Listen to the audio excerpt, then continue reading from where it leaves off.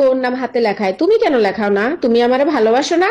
অবশ্যই বাসি, সবাই তো হাতে নাম লেখাইছে আর আমি বুকে তোমার ছবি আঁকাইছি। বলো কি, তাই নাকি? কই একটু দেখাও তো। 1 মিনিট দাঁড়াও, দেখাচ্ছি। এই দেখো। সে নাকি সত্যিই ভুলে গেছে আমারে, অথচ আমি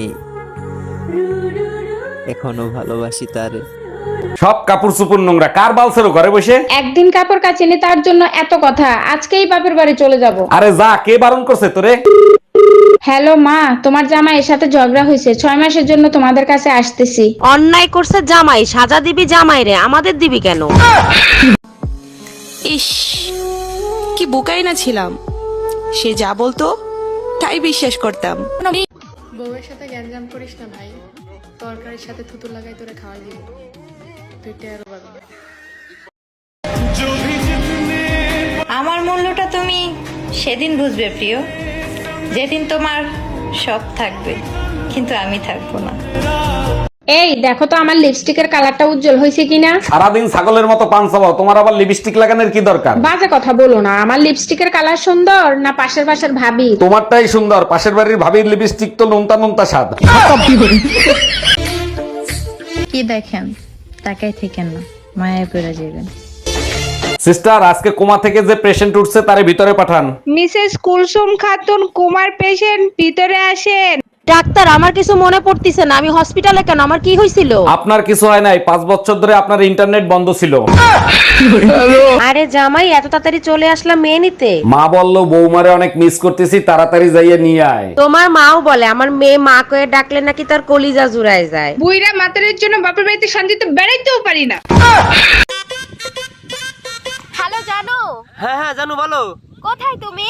এই তো দোকানে। কেন, কি হয়েছে? না আসলে পাশের বাড়ির ভাবি পালিয়েছে, তো এর জন্য কল দিয়ে চেক করলাম যে আসলে তুমি কোথায় আছো। যদি আমি এতই খারাপ হয়ে থাকি তাহলে আমার ঘর থেকে বের করে দাও না কেন? ঘর থেকে যদি বের করে দিই তাহলে কি তুমি চলে যাবা? না, যাব না। তাহলে এই প্রতিদিন এইরকম নাটকগুলো কেন করো? অনেক মজা লাগে তোমাকে চ্যালেঞ্জ করতে। সাহস আছে ঘর থেকে বের করে দেওয়ার মতো? আমার জীবনটা পুরাই তেজপাতা, তোমারটা কি পাতা? আমার সুইট কিউট রসমালাই, আমাকে এক কাপ চা খাওয়াবা? দেখো, তুমি আমারে মিষ্টি খাবারের নাম ধরে কখনোই ডাকবা না। কেন বেবি ডল, ডাকলে কি হবে? পাশের বাড়ির সুমন ভাই ভাবিরে সুইট, হানি, রসমালাই কত মিষ্টি নামে ডাকে, এখন ভাবি ডায়াবেটিস হইছে।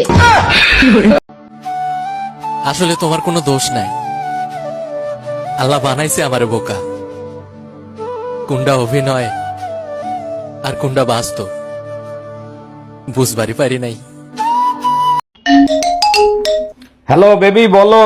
এই বাজার থেকে যা যা আনতে বলছে আনছো? চেক করে আমাকে জানাও। চাউল আনছি, ডাইল আনছি, লবণ আনছি, হলুদ আনছি, হ্যাঁ সবই আনছি। বাজারে তোমার সাথে আমিও গেছিলাম, আমারে নিতে তুমি ভুলে গেছো।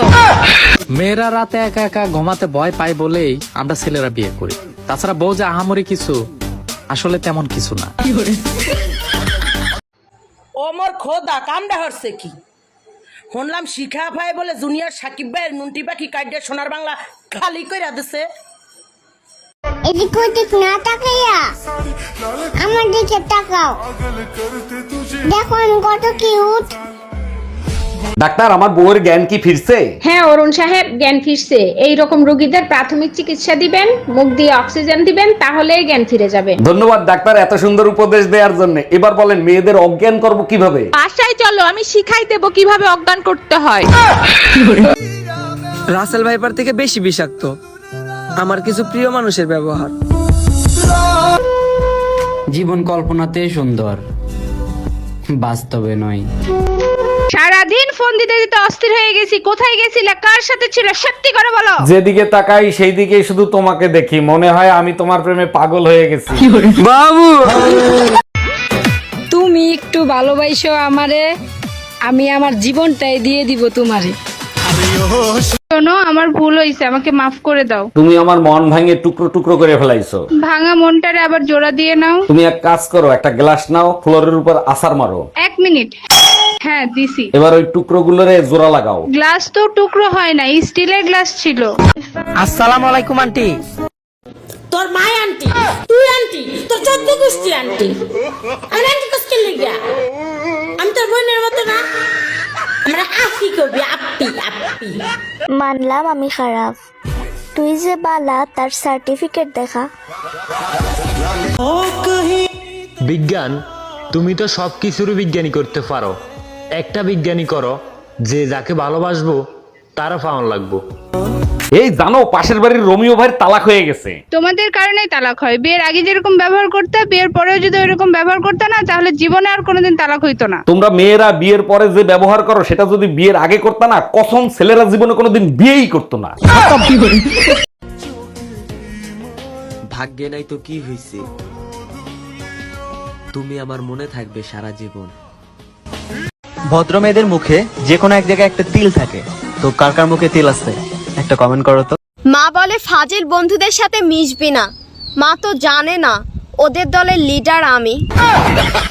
এই আপনারা পার্কে বসে কি করতেছেন? কপালে চোখ নাই দেখেন না আমরা বিবাহিত? পার্কের ভেতরে প্রেম করা নিষেধ, বাসায় গিয়ে করেন। বাসায় নিয়ে গেলে বউ পিটাবে। আমার জামাই জানলে ঠ্যাং ভেঙে দেবে।